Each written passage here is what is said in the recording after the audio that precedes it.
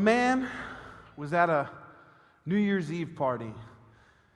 And the host of that party came up to him and said, "Hey, listen, I know you've been having a problem with this guy over here." He said, "But tonight is the kind of night where you can be reconciled with your friend. So go over, forgive him, tell him a Happy New Year." So the man in the mood and in the spirit walks over to his enemy and he says, "I want to wish you a Happy New Year." He said, "But just one." Today we're going to talk about reconciliation. Reconciliation is basically a restoration of a friendship, or when one thing is put back into right relationship with another. It's once a month I get credit card statements and we do credit card reconciliations. We make sure everything is right, everything is even, and that one thing is in relationship to another. And we've been talking about what it looks like when we talk about God. And we said that when we have these discussions, that we're having the most important conversations imaginable. And we said that we only have words and metaphors when we talk, words like reconciliation. But things always tend to fall short when you're talking about something as big as God, something as vast as God. And there's these feelings that happen, these emotions that happen, and our words and metaphors tend to fall short. But we've been throughout this series providing some language. You see our crossword puzzle here, and maybe a lot of you have been trying to guess the last one. I don't know. I know someone, Akil, this morning, he went through about 30 words he thought was the last one. He said he's been wrong every time. But today, as we look at reconciliation, and we talk about what it looks like when we talk about God, and when we talk about reconciliation, our final word is "and." God and us. Because when we talk about God, we're discussing relationship. And we've talked about God being the source of everything we feel to be true, and we said that we feel that hum inside of us. And we talked about God of the symbolic, the imaginary, and the real, and we talked about God with us and for us and within us. But none of this conversation about God matters if it's not God and us. If relationship isn't possible, it doesn't matter. And I think we were all created for a relationship. I think we all understand the relational aspect of God. We said that God was personal, yet transcendent, meaning He's above us. We can't understand it. It's impossible to understand everything about God, but that He is a personal God, and that we can have a personal relationship. Some of you might be in here today, and you've been having a fight with God, just like you might have a fight in any other personal relationship. Maybe you feel abandoned. Maybe there's forgiveness and healing that needs to happen, some grace that needs to happen, because like any other relationship, those things happen. And the idea of today is this word reconciliation, being made right and put into right relationship. We've been looking into the Bible and seeing what does the Bible say about God and show us about God, and what does God reveal about Himself, because the Bible is not a textbook, it's not a rule book. The Bible is the story of an ever-expanding awareness of God and how human beings might relate to the divine. Again, this idea of relationship. How do we relate to the divine? The story of the Bible is this. I'm going to kind of just give you the summary. God is the source of everything, right? We come from God. It said that God spoke the universe into existence. We come from God. But human beings, unlike the rest of creation, had this unique relationship with God. You see, when God made everything, He looked at it and He said, "It's good." Except for when He created man.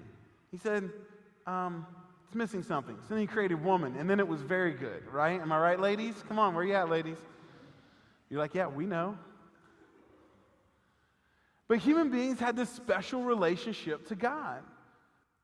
There was this unique attribute of the very Spirit of God, the breath of God in human beings.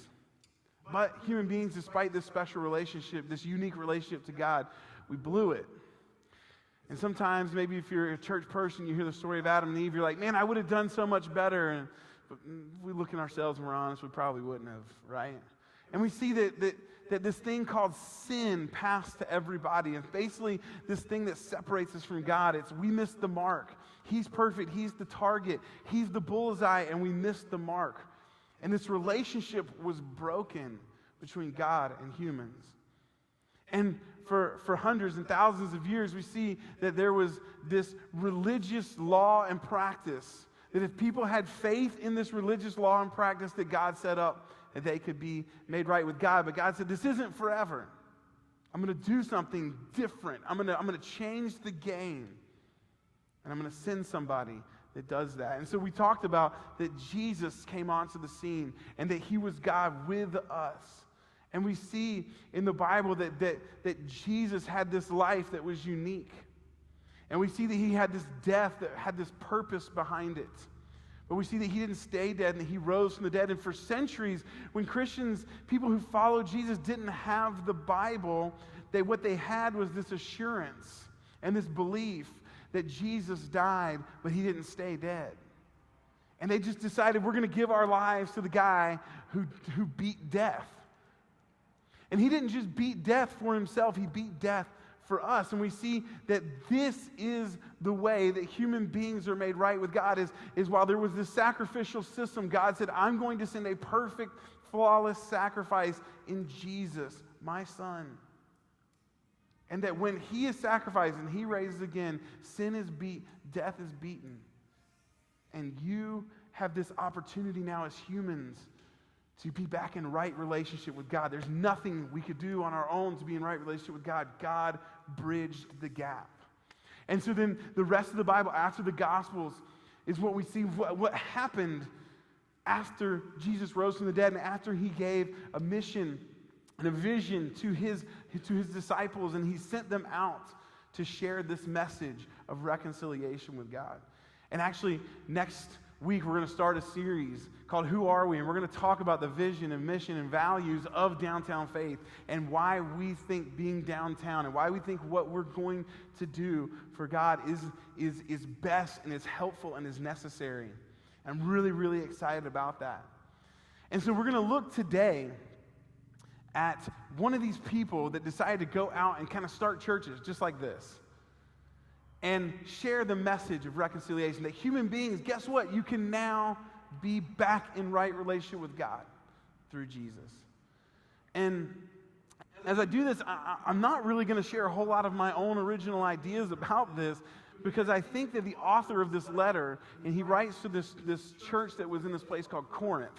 And it was a pretty major city, and there was churches there in Corinth and in that area, and he's going to write to them. And this is actually his second letter to this area where he had started this church. And what he's doing is basically talking about what they had experienced and what they're doing, him and this team of people, as they were going around country to country to these major cities and starting churches, a lot like what we've done right here in downtown Las Vegas. And I felt like such a correlation and relationship. And actually, this bit that we're going to read from his letter to the Church of Corinth is where we get some of the way we word our mission here at Downtown Faith. And so I want to look at this, and what I want for all of us is to see the very powerful idea of relationship, and to see that what God did for us provides a way into relationship, and that when it all comes down to it, there's this huge God that's the source of everything. When you narrow it down, it's God and us. He made a way for relationship with him. And this is where life change happens. So, let's read. So since we believe that Christ died for all, we also believe that we have all died to our old life. Some of you maybe can relate.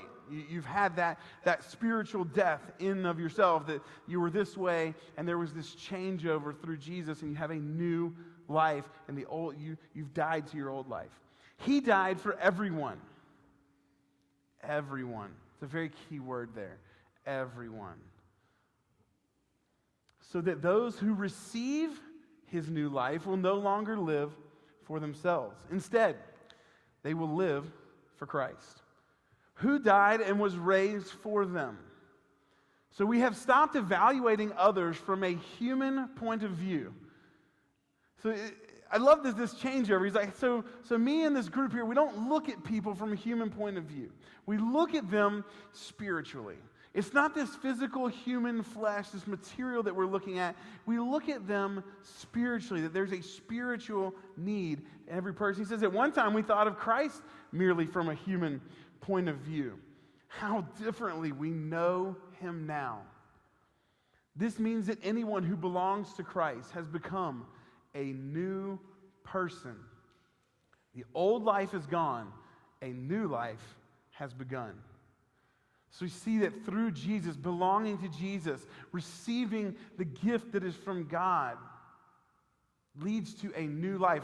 We say it around here that we follow Jesus and we help people do the same because we believe that if people can follow Jesus into a new life, into something that, and again, this is spiritual and it manifests itself in the physical world around us, but this is a new spiritual life.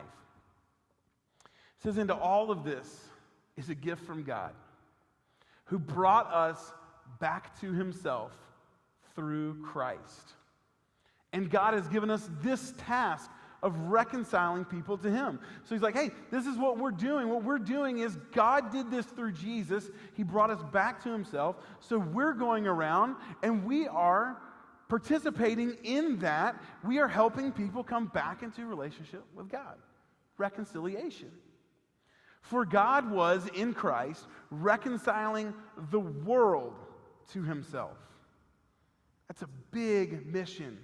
The idea that there's no one outside of the possibility of reconciliation with God. No one. There's no barrier, there's no division. In Christ, each and every person who has lived and whoever will live has an opportunity to be reconciled, to put in right relationship with God. We don't get to pick and choose who's exempt and who's accepted. No, everyone can be put back into relationship with God. No longer counting people's sins against them. So that thing that divided us, that broke our relationship with God, no longer gets counted. It's wiped away. Legally justified. It's as if it never happened. That's what God did through Jesus. So it could be God and us. No longer this deep divide and this broken relationship. No longer a false reconciliation of Happy New Year. This will be your last one. No, it's relationship, pure reconciliation. And he gave us, he's talking about again this team of people that's with him, this wonderful message of reconciliation. So we are Christ's ambassadors or representatives. God is making his appeal through us. We speak for Christ and we plead, come back to God. I can't help but feel related to Paul as he writes this. He says, hey, this team of people that I have, this is all because we're partnered with Christ. We're his representatives. And we want to be on this mission for God, telling people, come back to God. There's a relationship to be had with God, with the divine, with perfection, with the source of all we know to be true.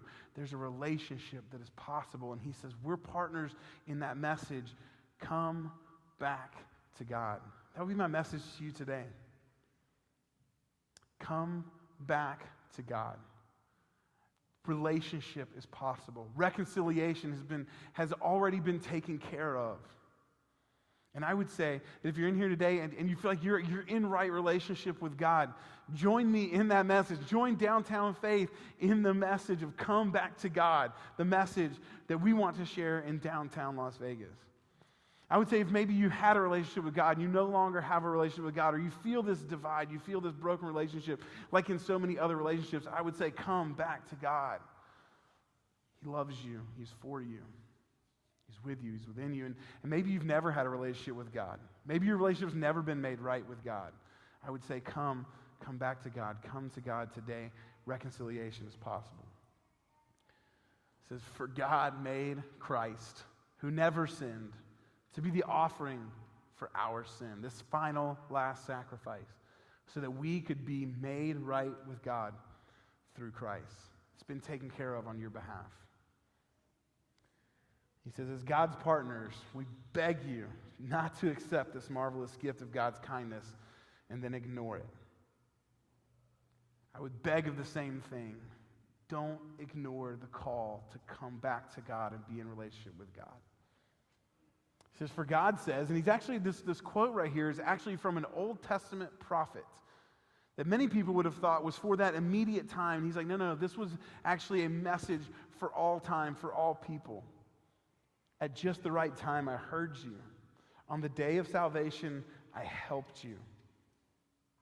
And Paul says, indeed, the right time is now. Today is the day of salvation.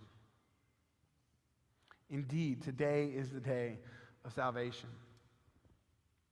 And my hope today is that as we discuss relationship with God through Jesus today, that someone in here might take a first step towards God and relationship to God, receiving his gift. And that others in here would take a next step towards better, bigger relationship with God. And it's all possible through this gift that is mentioned, and that gift is grace. Maybe you've been in a relationship that has been broken. And the real reason it couldn't be reconciled or restored was because neither side was willing to show grace, which is basically saying, you know what? You don't deserve this, but I'm going to behave as if, and I'm going to love as if you never hurt me. I'm going to put it away. I'm never going to bring it up again. The slate is clean. Imagine if that had happened in that relationship. Or maybe you've been in that and a relationship was broken and someone did do that and you felt real grace and love and it was a gift from this person that you hurt. And they said, I'm not going to hold it against you. I'm going to love you regardless. I'm going to pretend it never happened. That's what God has done for us through Jesus. So as we talk about it today, when we talk about God, we're discussing relationship. And God and us is possible. And I hope that today someone will take a step in that direction as we talk about it and discuss it in our groups. Because when we have these conversations about God, we're having the most important conversations imaginable. And today's conversation, I think, is the most important one we've had throughout this entire discussion series. It's all led to this, is that you can have a relationship with this God that is transcendent. It's the source of all we know to be true. And it's through Jesus.